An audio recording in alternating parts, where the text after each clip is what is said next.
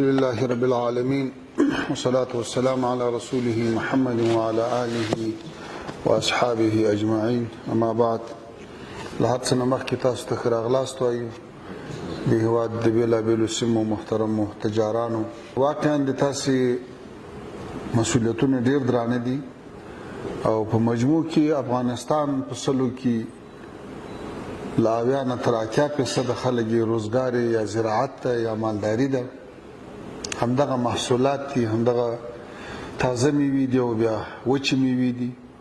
نو که دې ته موږ مارکیټ ونه لرو موږ رښتیا هم ډېر تاوان کوو ما په دې سلسله کې د پاکستان د بهرنیو چارو له وزیر سره مقرره خبره کړې ده حتی دا اوس څو ورځې مخکې چې په ترکیه استانبول کې د اسلامي همکاریو د سازمان د بهرنیو چارو د وزیرانو غونډه وه په هغه کې مې هم دا خبره ورسره وکړه د هندوستان له خارجه وزیر سره مې په ټلیفوني خبرو کې دا خبره وکړه د هغوی استازو ته هم بار بار دا ویلي دي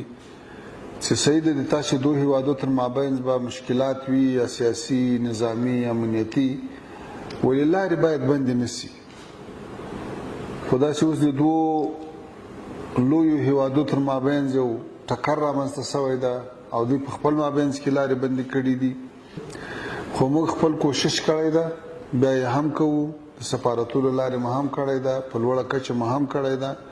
او په دې برخه کې به انشاءالله خپل ټول کوشش په کار واچوو کوو به یې که الله پاک وکړي چې دغه د لارو سهولت او خلاصون رامنځته شي یعنې دا موږ خپل مسؤلیت بولو د تاسې له وینا پرته موږ مسؤول یو د ملت ته مسؤلیت لرو الله تعالی ته مسؤلیت لرو چې یو مسؤلیت راله غاړې شوی هغه په ښه شکل سره ادا کړو دومره خبره د ویزو ده د ویزو په برخه کې خو نسبت هغه 2 کاله او 3 کاله مخته خو به تاسې هم خبره چې سهولت راغلی ده په دې تیر کال کې هم په لسګونو ویزې اجرا شوي دي د تاسې اتحادیو ته موږ ویلي دي چې 15 کسان معرفي کړي هغو ته ویزې اجرا شوي دي له دې بعد به هم انشاءالله په ویزو کې نور سهولت هم راشي خصوصا د تجارانو په ویزو کې د تجارانو په ویزو کې به انشاءالله نور سهولت هم راشي او موږ به پوره کوشش سره کوو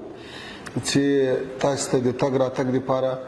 سهولت زیات شي د چین ویزې سختې اوس الحمدلله اسانه شوه تاسو ټول په جریان کې یاست همداسې له ځینو نورو هیوادو سره هم نسبت پخوا ته تګ راتګ زیات شوی ده نو کوشش به دا کوو چې د ویزو په برخه کې ښه پرمختګ وکړو خو د لارو په برخه کې چونکې مسله د نورو هیوادو تر مابینځ ده د موږ او د بل هیواد تر مابینځ نه ده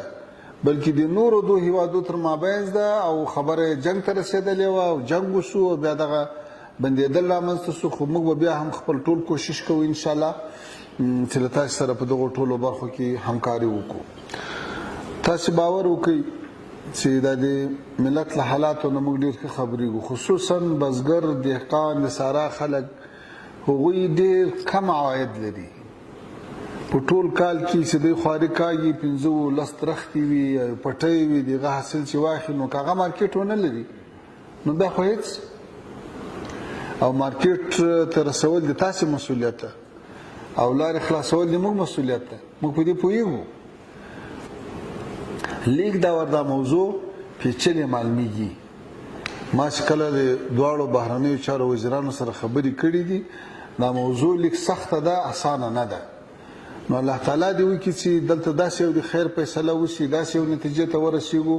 چې که الله پاک دا لار خلاصه کړي د ټولو ګټه ده حتی د هغو هېوادو هم ګټه ده هغو ته مال په اسانه او ارزانه او تازه رسېږي نو موږ انشاءالله خپل همکاري او کوشش سره کوو تاسې هېڅ دا تشویش مه کوئ چې خدای مه کړه موږ په دې برخه کې غفلت کړی بار بار د تاسې تجاران راغلي دي دا مفتي صاحب د اول سیاسي ریاست مسؤول ده په همدغه خپل ریاست کې تاسو ته د هندوستان سفیر هغه وخت یې د سره کېنولی ده د پرت په ویزه باندې جلا جلا رابطه ورسره کړې ده همداسې د پاکستان سره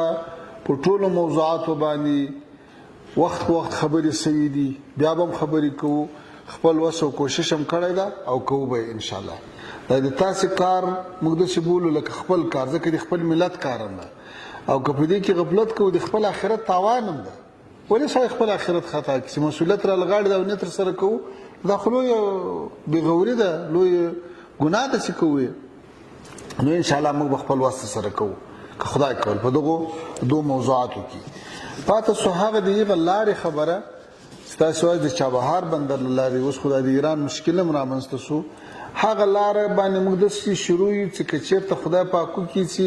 هغه لاره چې کله دوامدار سي